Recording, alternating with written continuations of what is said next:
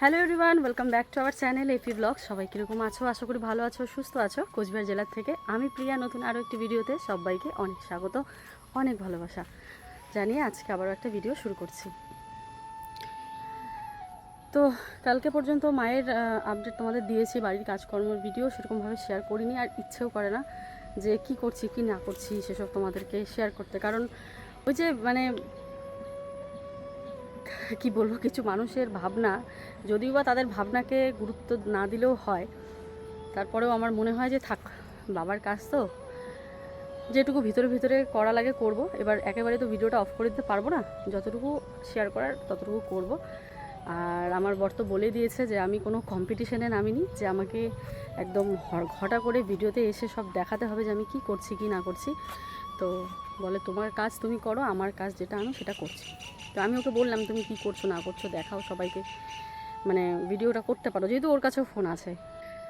তো যাই হোক, আমি বলেছি তাহলে বাদ দাও, আমিও ভিডিও বাদ দিই করা। তো বলে না, যেহেতু ডেলি লাইফস্টাইল ব্লগ, তুমি যতটুকু কী করছো দেখাও। তো ঠিক আছে চলো, আমিও যতটুকু পারছি তোমাদের সাথে শেয়ার করব।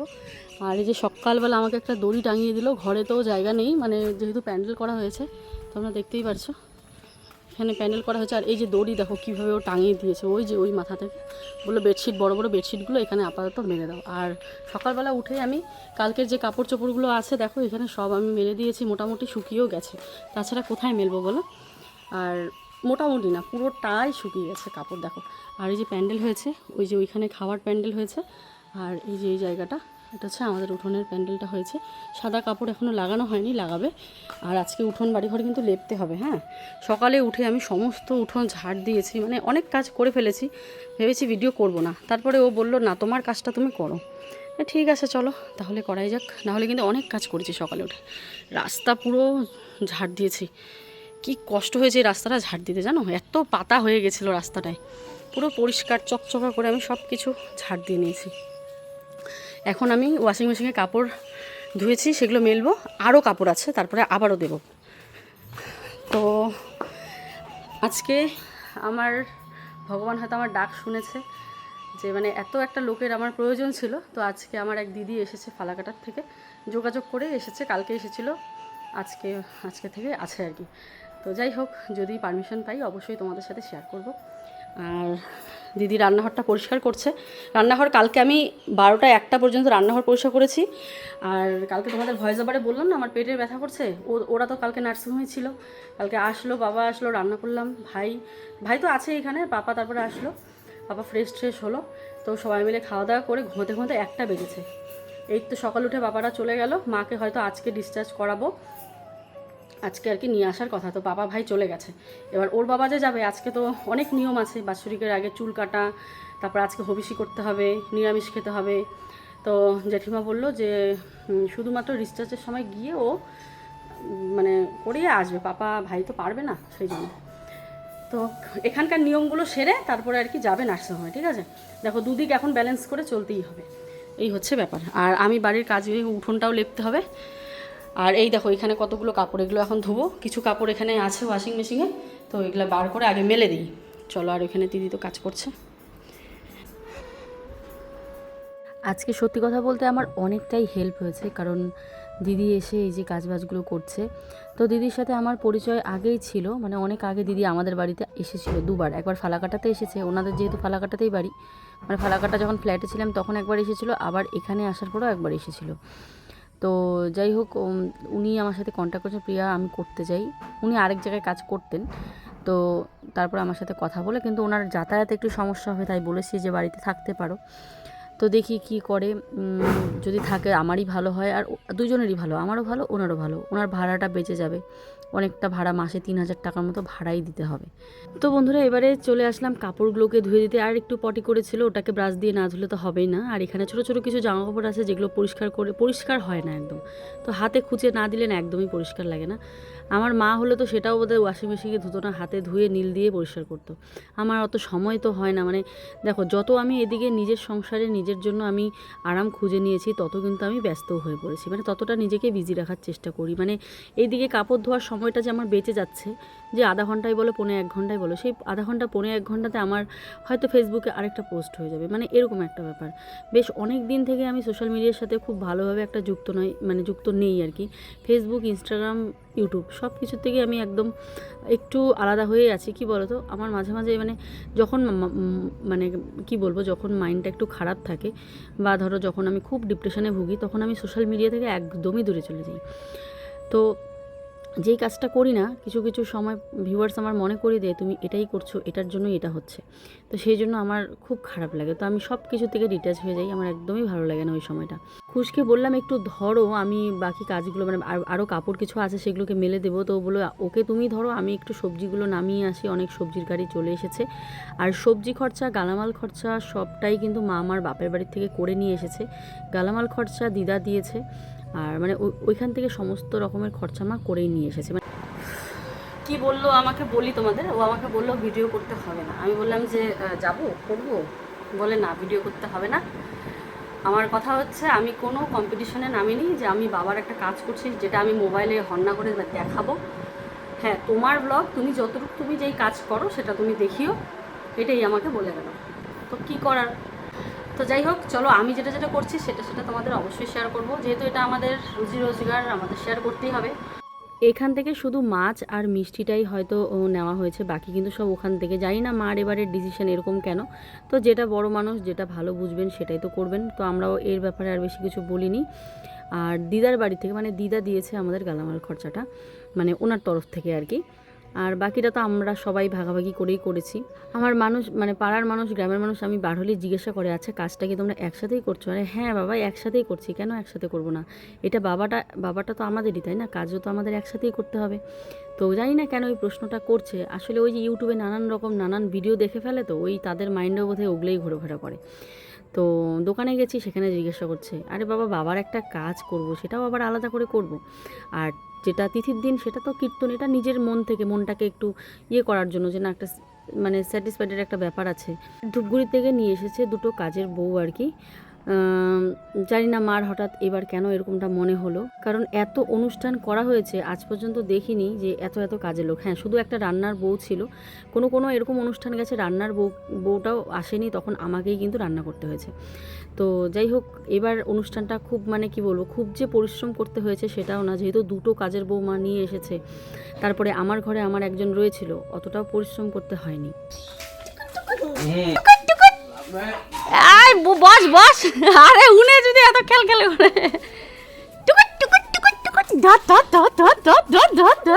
দেখো কেমন হাসে। ধরতে বাচ্চাটাকে। কাপড় মেলায় শেষ হচ্ছে না, এত কাপড়। প্রথমে আসলাম একবার মেলতে, তারপর দেখলাম ছোট কাপড়গুলো উপরে রয়েছে, তাই ছোট কাপড়গুলো আবার মেলে দিতে গেলাম। তারপরে এই যে বড় বড় কাপড়, যাই হোক এখানে তারটা টাঙিয়ে দিয়ে বেশ ভালোই হয়েছে। আর তো যেটা বলছিলাম, তো এইবারে কিন্তু সত্যি একটু অন্যরকম হয়েছে। অন্যরকম বলতে আমার চাপটা একটু কমই গেছে, যেটা একদম সত্যি কথা। আর কালকে যেহেতু অনুষ্ঠান, তো বাড়িতে যদি আত্মীয় স্বজন ভরপুর থাকে, দেখবে অনুষ্ঠানের আগের দিন বেশ কিন্তু ভালো লাগে। কিন্তু এই অনুষ্ঠানে কোনো আত্মীয় স্বজন আগের দিন আসেনি, এটাই খারাপ লাগছে। বিশেষ করে আমার মাসি শাশুড়িরা খুবই এনজয় করে আর খুবই ভালো আর কি, মানে ভালো লাগে আমার সাথে বন্ডিংটা তাদের খুব ভালো। তো তারা আসলে আরও বেশি ভালো লাগে। প্রত্যেক অনুষ্ঠানেই কিন্তু আগের দিনই তারা চলে আসে, আর এতে অনুষ্ঠান বাড়িটা দেখবে একটুখানি অন্যরকম লাগে। আর এইবার কেমন যেন মনে হচ্ছে যে এখনও অনুষ্ঠানের মধ্যে আরও 2-3 দিন বাকি আছে, কালকেই যে অনুষ্ঠান এটা আর মনে হচ্ছে না। আজ অনেক দিন পর গোলগলা নাইটি পরলাম আর কি। আর এদিকে দেখো প্যান্ডেলের লোকও চলে এসেছে আর বলছে কাপড়গুলো সরিয়ে দাও। তো ভাবছি হ্যাঁ, কাপড়গুলো সরিয়ে দিই, কারণ ওরা প্যান্ডেল করবে। এদিকে আমি কিন্তু কালকে একবার রুম ডেকোরেশন করেছিলাম, কিন্তু কোনো রকম ভিডিও করিনি। ওই যে বললাম, ভেবেছিলাম যে থাক, করবো না 2-3 দিন ভিডিও, ওই হিসেব করে করিনি। তারপর ওর বাবা বললো না করো ভিডিও, যেহেতু তোমার এটা কাজ, তোমার লাইফস্টাইল তুমি শেয়ার করো, তুমি কি করছো। তো দেখো পর্দাগুলো কিন্তু টাঙিয়েছিলাম, ভাবলাম যে তোমাদের সামনে আবার খুলে আবার ভালো করে নতুন করে লাগাবো। আর তোমরা অনেকেই বলেছো এবারে পর্দাগুলো একটু ম্যাচ করে লাগিয়েও, ভালো লাগবে দেখতে। তো দেখো এটা একটা অর্ডার করেছিলাম, টোটাল 3টে সেট অর্ডার করেছি। তো যেটা ভালো লাগবে সেটা রেখে দেবো, বাকিগুলো রিটার্ন করে দেবো। মানে দেখছিলাম ঠিক কীরকম লাগছে, যে পার্পেল কালার ঘরে পর্দাটা কিন্তু অনেকটা পার্পেল রঙেরই ছিল। আর ওইখানেও দেখতে পাচ্ছ পর্দা লাগানোই আছে। তো বেশ ভালো লাগছে দেখতে। মানে রাত্রিবেলা যখন আলোগুলো না আসে, যেমন ব্যাক থেকে আলো আসছে রোদের, সেটার জন্য কিন্তু অতটাও ফুটছে না, কিন্তু রাত্রিবেলা বেশ ভালোই ফুটেছে পর্দাগুলো। আর এবার হচ্ছে বিছানার বেডশিটটাও পেতে রেখেছিলাম, তো ভাবলাম তোমাদের সামনে আবারও একবার পেতে দিই। তোমরাও দেখতে পারবে যে ঘরটাকে কীভাবে সাজিয়েছিলাম, কারণ নতুন ঘর নতুনভাবে দেখতে সবারই ভালো লাগে, আর আমি ঠিক কীভাবে সাজাচ্ছি সেটাও দেখতে তোমাদের ভালো লাগে। তো ভাবলাম এই ভিডিওটা কীভাবে এড়িয়ে যাই, মানে এটাও তোমাদের সাথে শেয়ার করি। তো দেখো বিছানার চাদরটাও কত সুন্দর, একদম 7D বেডশিট, কিন্তু এগুলো দেখতে একদম রিয়েল লাগে আর কি। আর কত রকম উলের কাজ করার যে কতগুলো ডিজাইনের জিনিস হয়, অনেকটা ওরকম লাগছে বেডশিটটা দেখতে। দেখো দূর থেকে ওরকমই মনে হয়। পার্পেল ঘরে পার্পেল কালার বেডশিট, পর্দা, জানি না কীরকম লাগছে, তোমরা কিন্তু অবশ্যই কমেন্টে জানিও যে কীরকম লাগছে। আরও বেডশিট অর্ডার করা হয়েছে, যেটা ভালো লাগবে আমি সেটা রেখে দেবো, আর যে পর্দা যেটা ভালো লাগে না কেন আমি সেটাই রেখে দেবো, কিন্তু সবগুলো রাখবো না, বেকার। অল্টারনেট করে আবার হয়তো কোনো একদিন আরও একটা অন্য সেট কিনে নিলাম। তো তোমরাই বলবে, প্রত্যেকটা রুম ডেকোরেশন আমি তোমাদের সাথে শেয়ার করব পরপর। আর একটা নিয়েছি সোফার কাভার, হ্যাঁ একদম ম্যাচ না হলেও মোটামুটি, মানে আমার ওয়ালটা যেহেতু একদমই প্লেন, দেখবে প্রত্যেকটা জিনিস একটু ফ্লাওয়ার প্রিন্টের হলে, পাতা মোটিভে হলে ভালো লাগছে দেখতে।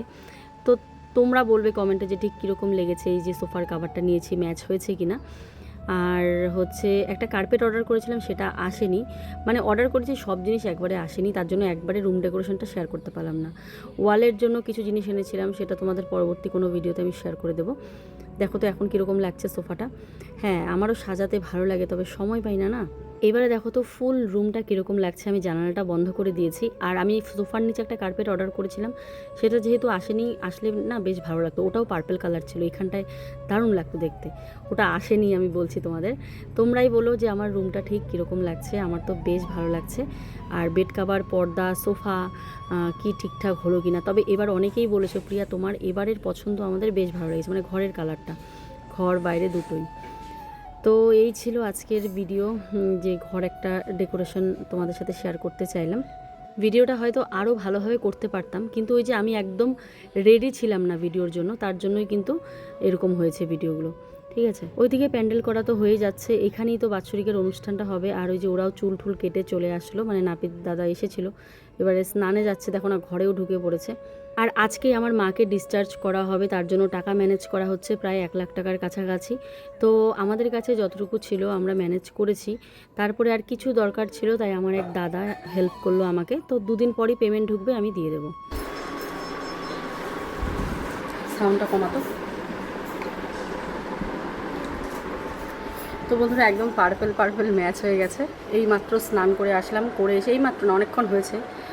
তারপরে ওর বাবা ব্যাংকে গেছে, আজকে মাকে ডিসচার্জ করবে, ওইদিকেও যেতে হয়। এদিকে বললামই সকাল থেকে কি দৌড়াদৌড়ি, এদিকে নাপিত আসলো, চুলটাও কেটে নিল, কেটে ও বলে আমি তাহলে এখন যাই নার্সিংহোমের দিকে। এদিকে তো মোটামুটি কাজ এগিয়েই আছে, তাই ও বেরোবে, ব্যাংকে গেছে টাকা তুলতে। আর মানে যেই নার্সিংহোমে ওখানে ক্যাশ, মানে অনলাইনে হয় না, তাহলে বুঝতে পারছো ক্যাশ লাগবে, তাই ক্যাশ তুলতে গেছে। আর এই হচ্ছে আপডেট, এখন যাবে ও। আর তার আগে ওকে আমাকে রুটি একটু বানিয়ে দেবো, রুটি খাবে। আর 2টোর দিকে বলবে ওখানে নার্সিংহোমে যে কত বিল হয়েছে। আর তাই পাপাকে বললাম শুনে নাও, তো সেই অনুযায়ী টাকাটা তো অ্যারেঞ্জ করতে হবে, তো সেই জন্য। আর ওকে একটু রুটি, আজকে যেহেতু হবিষ্যি করবে তাই একটু রুটি সুজি বানাবো লবণ ছাড়া। আর রাতে আবার হবিষ্যির রান্না করতে হবে, ওটা নর্মাল ঘরে সেদ্ধ ভাতই বলেছে, তো সেদ্ধ ভাত রান্না করে দেবো, ওটা খাবে। আজকে তো একটু নিয়ম আছে, বুঝতেই পারছো। আর তো চলো এখন আমি কি আয়ুষ আর ওই দিদির জন্য ভাত বসিয়েছি। আর আমি করতে চাচ্ছি, কিন্তু ওর বাবা বলছে বাবা মা থাকলে করতে হয় না, করো না বেকার। নাহলে আমার খুব মন যাচ্ছে ওদের সাথে করতে, ছেলের বৌমারা তো করেই, তাই না? কি জানি এখানের কী নিয়ম আমি জানি না। আমাকে বলো বাবা মা থাকলে করতে হয় না, তুমি নর্মাল ভাতই খাও, তোমাকে করতে হবে না। তাই বলে ঠিক আছে চলো, তাহলে আমাদের 3 জনের জন্য ভাত বসালাম, আর ওদের জন্য এখন রুটি করব। এবারে চলো করে নিচ্ছে রুটি আর সুজি। রান্নাটা ওইদিকে ভাতটা হয়েছে, তারপর ভাবলাম ওর বাবা যেহেতু বেরিয়ে যাবে নার্সিংহোমের জন্য, তো আমাকে আগেই করতে হবে। বললাম না পুরো 2টো দিক ব্যালেন্স করে চলতে হচ্ছে, যে যেমন আমি যেতে পারছি না, তেমন ওর বাবা কিন্তু নার্সিংহোমে যাচ্ছে। আমার পাপা ভাই কি অতটা বোঝে না আমার নার্সিংহোমের ব্যাপারে, আর ওর যেহেতু দৌড়াদৌড়ি করতে করতে অভ্যস্ত, তো এইসব ব্যাপার। আর অনেকে দেখবে প্রথম যখন হয় না একটু ভয় পায়, যেমন আমার পাপা খুব ভয় পায় এইসব ব্যাপারে, তো ওই একটু দৌড়াদৌড়ি করছে আর কি। আবার বাড়িতেও একটা এত বড় কাজ এখানে না থাকলেও হচ্ছে না, সকাল থেকে মানে নাকে মুখে শুধু দৌড়াদৌড়ি, যে এটা লাগবে সেটা লাগবে, এটা করতে হবে সেটা করতে হবে। তো সব মিলিয়ে আগের দিনটা খুবই ব্যস্ততার মধ্যে কেটেছে। স্নান টান করে আমি পরে নিয়েছি একটা নাইটিটা বেশ সুন্দর ছিল, আর সবাই বলছিল তোকে পরে না দারুণ লাগছে, আর কালারটা সত্যি অসাধারণ। আমার জীবনে হয়তো এটা প্রথম পরলাম এই কালারটা, খুব সুন্দর খুব সুন্দর। তো আটা ছিল না, দৌড়ে ছুটে গেলাম দীপিকা দিভাইদের বাড়িতে, কিন্তু ও ধানের কাজ করছিল বলে আর খেতে গেলাম না। তো ওকে ফোন করলাম যে তুমি এক কাজ করো, আটা নিয়ে আসো তাড়াতাড়ি। তো ব্যাংকে গেছিলো, ওইখানে ফোন করেছিলাম, ব্যাংক থেকে আসার পথে যে আটা নিয়ে আসলো। তোমরা তো জানো খুব একটা যে রুটি লুচি আমি করতে পছন্দ করি সেটা না, কিন্তু ঠেকা ব্যাঠাকায় তো করতেই হয়। তবে আজকের রুটিগুলো গোল না হলেও রুটিগুলো বেশ সুন্দর ফুলেছে। আর দেখো তো এইটুকু জায়গার মধ্যে গোলও করতে পারি না। রান্নাঘরের সমস্ত কিছু পরিষ্কার করা হয়েছে আজকে, আর তার জন্য কি বলতো গোছানো নেই, যে বাসনগুলো পুরো এলো মেলো, ওই পাশটা তো পুরোটাই ভর্তি, মানে পুরো এলোমেলো হয়ে আছে। আর আশীর্বাদ আটার রুটি তো ফোলেই ভালোই লাগে খেতে, দামও যেমন, খেতেও ভালো লাগে। আর তাওয়াটা খুঁজে পাচ্ছি না, কোথায় যে ধুয়ে রেখেছে, তাই কড়াইটার মধ্যেই দেখো আমি রুটিটাকে বানিয়ে নিচ্ছি। তো চলো রুটিটা বানিয়ে সুজিটা বানিয়ে ওদেরকে খেতে দিয়ে সাথে আমিও একটুখানি খেয়ে নেবো। আমি আর ভাত খাবো না, এই রুটি সুজিই খাবো, রাতে ওই আতপ চালের ভাতই খাবো। ভেবেছিলাম ভাত ডাল পটল ভাজা আর কি শাক করেছিলাম এটাই খাবো, কিন্তু ওই যে ওদেরকে রুটি আর সুজি খেতে দেখে ভাবলাম না। এদিকে খুশকে বসিয়ে রেখেছি, আর ওদিকে দেখো দিদি কি সুন্দর ঘর দুয়ার মুছেছে, একদম পরিপাটি কাজ আমার মতন, মানে আমি ঠিক যেরকম কাজ করি সেরকমই। তো ডাল শাক করব, আর দেখি কি পাঁপড় ভাজবো, আর কিছু করব না সেরকম। ওকে তো বলে দিলাম যে মা ওই বাড়িতে গেলে আবার হয়তো অসুস্থ হতে পারে, কারণ ওই কেউ নেই, রান্না করবে কে বা কি। তো ওকে বললাম এই বাড়িতেই মাকে নিয়ে এসো একবারে, যেমনই হোক। এখন যেহেতু লোক আছে আমার অসুবিধা হবে না, যাই রান্না করি ডাল ভাত খাবে। আর বাবা তো চলে যাবে হয়তো, মা কিছুদিন রেস্ট করার পর কলকাতা নিয়ে যেতে হবে, এখনই যাওয়া যাবে না। আবার কি বলতো, বেশি দিন লেটও করা যাবে না, এই হচ্ছে ব্যাপার। মুছে একদম পয় পরিষ্কার, আমার যে কি শান্তি লাগছে। এখন শুধু ওয়াশিং মেশিনে কাপড় আছে, মেলবো কিনা রোজ আছে। ওই যে মাসিমণিকে দাও পানটা, খুশি হবে, পান প্রিয় মানুষ। তো চলে আসলাম এখানে, এই যে ডালটা কি বলে, ডালটা সোমবার দিতে এসে দেখি ডালটা সেদ্ধই হয়নি, প্রেশারে দিতে হতো। প্রেশারে আসলে ভাত করেছি তো, আর ভাতগুলো নামাতে ইচ্ছে করলো না, তাই ডালের ফেনাটাও তুলে এই যে ডালটা সেদ্ধ হতে দিলাম। সকাল থেকে খুশ বমি করছে, তোমাদেরকে বললাম না, ওর একটু মানে কিছুই না, কেন যে বমিটা হয় আমি বুঝতে পারি না, ডাক্তারও বুঝতে পারে না। ওষুধ দেয়, ওষুধ খেলে কমে, আবার ওষুধ শেষ হয়, মানে রেগুলার তো খাওয়া যায় না, ওষুধ কমে গেলে তো আমরা সবাই বন্ধ করে দিই, ওই আবার কদিন পরে আবার এরকম হয়েছে, আবার বমি করছে। আজকে সকাল থেকেও কিছু খেতে পারছে না, তো কী খাওয়াবো আমি বলো। তো ভাবছি একটু ডালের জল দিয়ে ভাত খাওয়াই, দেখি খায় নাকি, ভাত খাওয়াবো। আর আয়ুষও ভাত খাবে, ওরও খিদে পেয়েছে। ওইদিকে মোটামুটি কাজ এগিয়ে নেওয়া হয়েছে। এখন শুধু আমি একটু সন্ধ্যের আগে উঠোনটা লেপবো আর ঠাকুর ঘরের জায়গাটা পরিষ্কার করবো, এই দুটো কাজ বাকি আছে। আর মোবাইলের কাজগুলো 2-3 দিন থেকে পিছিয়ে আছে, তাই ওগুলো একটু করছি, কাজের ফাঁকে ফাঁকে ভয়েস ওভার বাকি আছে। তো দেখা যাক কি হয়। তো চলো, কালকে রাত্রে আমি এগুলো পরিষ্কার করেছি, হ্যাঁ কালকে রাত্রে এগুলো পুরো মুছে, মানে কালকে আমি তো ভেবেছি ভিডিও করব না, তারপরে বললো যে করো, কোনো ব্যাপার না। তো তারপরে যে এগুলো মুছেছি, উপরটা মুছে এগুলো সব ধুয়েছিলাম কালকে রাত্রি 11:30 12টা, না 11:30 দিকে তো রান্না বসেছি, তার আগের থেকে করেছি।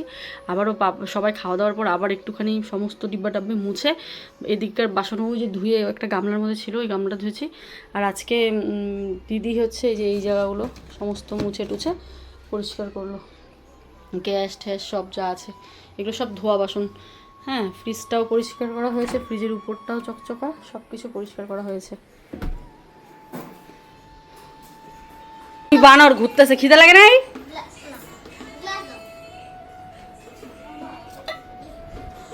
নাও গ্লাস নাও। দেখো কি বৃষ্টি হয়ে গেল, এত সুন্দর শুকনো সব কিছু, একদম বারান্দা ঠারান্দা সব ভিজালো, এত সুন্দর শুকনো ছিল। খালি বৃষ্টি, আর ভালো লাগে না একদম। এখন রোদ উঠলেও শান্তি। ওই দিদি এখন খুশের সামনে বসলো, আমি এখন রান্নাটা তাড়াতাড়ি সারি। দিয়ে দিলাম ডাল ফোড়ন, নর্মাল জিরে কাঁচা লঙ্কা আর তোমার টমেটো দিলাম।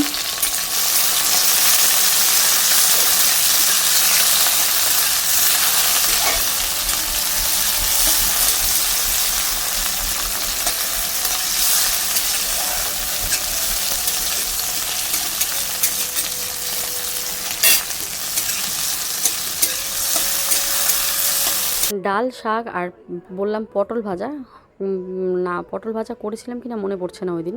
এটা হচ্ছে কাজের আগের দিন আর কি, পাঁপড় ভাজা করেছিলাম। এটা দিয়েই আর কি দুপুরে আয়ুষ আর হচ্ছে ওই দিদিটা খাবে। তারপরে আবার মা পাপা ওরাও আসবে, থাকবে তরকারি, ওটা দিয়ে রাতে হয়তো হবে, না হলে রাতে আবার একটু রান্নাও করতে হতে পারে।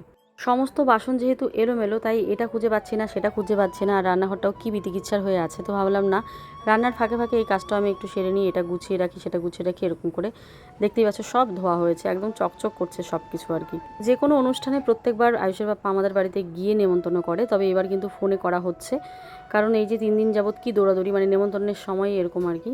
তো ওইদিকে দেখো মা একটু আগে আসলো, অনেকক্ষণই এসেছে, কিন্তু আমি ভিডিও করার কথা ভুলে গেছি। তো এখানে যে আমার শাশুড়ি মাও দেখতে এসেছে মাকে আর কি, যে মা দেখতেই পাচ্ছ শুয়ে আছে।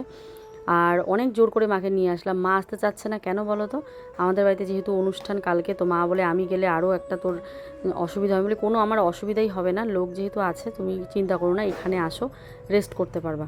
তো এই যে মা এই যে এসেই স্নান টান করলো, পরিষ্কার হলো, পাপা ভাই সবাই স্নান করেছে, করে যে বিছানায় শুয়ে আছে। একটা সারাদিনের ধকল বুঝতেই পারছো, মা বা ভাই আর বাবা পাপার তো সারাটা দিন দৌড়াদৌড়ি গেছে, আর আয়ুষের পাপাও অনেকটা করেছে দৌড়াদৌড়ি। তো ও তো রেস্ট নিলে হবে না, ওর তো দেখো কালকে যেহেতু কাজ তো করতেই হবে, এটা সেইটা কত কিছু তো আছেই। তো একটুখানি রান্না করতে হবে। দুপুরে যে ডাল বানিয়েছি, ডালটা এত টেস্টি হয়েছে, আয়ুষ কতবার নিয়ে খেয়েছে, আর অল্প আছে, মানে সবার আবার হবে না। তো ভাবলাম তাহলে আবারও সেমভাবেই ডাল বসাই, তবে এবারে সেদ্ধ দিয়েছি ডালটা প্রেশারে, আর সোমবার সেগুলোই দেবো। আর দুপুরের অল্প ডাল ছিল সেটাকেও আমি একবারে দিয়ে করব। আর এখন কাটবো একটু বাঁধাকপি। ইচ্ছে করে না সব মোমেন্ট যে ক্যাপচার করে আমি মোবাইলে রাখবো, সেটা ইচ্ছে করে না, মানে সেই ইয়েটা শান্ত হয়ে গেলে তারপরে মনে হয় যে না এখন ভিডিও করতে পারবো, এখন করি। অনেকক্ষণই এসছে, স্নান টান করলো, তারপরে অনেক কাজ করলাম, দেখাইনি, ভুলেই গেছি। ইচ্ছে করে না, বললাম না সব কিছু। তো এখন কি করব, নিরামিষ যেহেতু, তো এই যে বাঁধাকপি করছি আর পটল ভাজবো। দুপুরেও করেছিলাম পটল ভাজা, তো এখনও পটল ভাজবো, আবার বাঁধাকপির ভাজা করব। আলু আনতে গেলে ওই ঘরে যেতে হবে, কিন্তু ওই ঘরটা দেখো না পুরোটা বন্ধ করে দিয়েছে, আর এদিক দিয়ে টেবিলের এদিক দিয়ে নিচু হয়ে যেতে হবে, তো রাতের অন্ধকারে আর যাবোই না। আর ভাতটা হয়ে গেলে তারপরে মা ভাই বাবা কিন্তু ওরা চলেই এসেছিলো আগে গাড়িতে, গাড়ি ভাড়া করে। আর আয়ুষের বাবা এই যে বাইক নিয়ে ঢুকলো, এত বৃষ্টিতে আটকে গিয়েছিলো। আর এই যে ওষুধগুলো বুঝিয়ে দিচ্ছে, ও এখন স্নান করে নেবে। আমারও ভাত হয়ে গেছে, বাঁধাকপিটা এখন শুধু ভাজা করব, তাহলেই হয়ে যাবে। বাঁধাকপিটা খুব যে খারাপ লেগেছে সেটা না, আবার খুব যে ভালো লেগেছে সেটা না, কারণ এখন তো সিজন নয়। আমাদের সময় কী হতো, সেই সিজনে বাঁধাকপি ফুলকপি পাওয়া যেত, আর এখন কিন্তু সেটা হয় না, সব সিজনেই বাঁধাকপি ফুলকপি পাওয়া যায়, তো তার জন্য একদমই টেস্ট লাগে না এইসব। তো চলো ভেজে নিই। আর হ্যাঁ, আজকের জন্য এইটুকুই। সবাই ভালো থেকো, সুস্থ থেকো। জানি আজকে তোমরা অন্য একটা ভিডিও আশা করছিলে, তো সেটার ব্যাপারেও তোমাদের সাথে সবটা শেয়ার করছি। আর আজকের জন্য এখানেই ব্লগ শেষ করছি। ফিরে আসছি আবারও আমার ডেইলি লাইফস্টাইল ব্লগ নিয়ে, যেটা দিয়ে আমাদের সংসার চলে, যেটা দিয়ে আমাদের পেট চলে, যেটা দিয়ে আমরা আমাদের সমস্ত স্বপ্নগুলোকে পূরণ করি। তো ডেইলি লাইফে আবারও ফিরে আসি। তো বন্ধুরা, আসলাম পেছনের দিকে, ভিডিওটা প্রায় না, ভিডিও শেষ হয়ে গেছে। আমি জানি আজকে তোমরা একটা দারুণ কিছু, মানে দারুণ ভিডিও হয়তো, বা আমার আজকে একটা অন্যরকম ভিডিও তোমরা চাচ্ছিলে, সবার মোবাইলে দেখেই ফেলেছো অলরেডি। তো আমার মোবাইলে কিন্তু সেই ভিডিওটা তোমরা পাবে না, তার একটাই কারণ, সেটা হচ্ছে আমি কোনো ভিডিও করিনি। আর রইল বাকি ডলার, এই যে ডলার ডলার ডলার, মানে কি বলবো, এই জিনিসটা মানুষের চিন্তাভাবনা যে কতটা ভুল, এটা আমার চ্যানেল দেখলেই বুঝতে পারবে। সারা বছর আমাদের ডেইলি লাইফস্টাইল দেখিয়েই খেতে হয়, ঠিক আছে। কালকে বাবার কাজটা খুব সুন্দরভাবে করেছি, সত্যি কথা বলতে মন থেকে। মোবাইল যে কালকে কোথায় ছিল, আমি মোবাইলটাকে আমার কাছেও আসতে দিইনি, মানে দূরে একদম। আর সারাদিন পর রাত্রিবেলা আমি মোবাইল খুঁজে পেয়েছি, কোথায় রেখেছি। আসলে যখন ভিডিও করি তখন আমার হাতেই মোবাইল থাকে সারাক্ষণ, কিন্তু কালকের দিনের জন্য আমি মোবাইল থেকে একদম আলাদা ছিলাম। কালকে শুধুমাত্র মন দিয়েছি বাবার কাজে, ব্যাস এইটুকুই আর কি। আর মন থেকে শান্তি লাগছে যে ঠিক আছে, অন্তত একটা দিন বাবার জন্য। কালকে থেকে আবার আমার ডেইলি লাইফস্টাইল শুরু হবে। আর কি বলবো, আজকে আমার এই ভিডিও না করাতে অনেক কিছু হয়তো তোমাদের বোঝাতে পেরেছি না, মুখে কিছুই বলবো না, তবে কি বোঝাতে পেরেছি সেটা তোমরাই কমেন্টে জানাবে। যে এপি ব্লগসের চ্যানেল ডেইলি লাইফস্টাইল দেখিয়েই চলে, আমাকে অপেক্ষা করতে হয় না যে এমন একটা অনুষ্ঠান আসবে যেখান থেকে আমি ভিউ কামাতে পারবো, ডলার কামাতে পারবো। যোগ দেখি তো এপি ব্লগসের লাইফস্টাইলই এপি ব্লগসের হচ্ছে ইনকামের রাস্তা।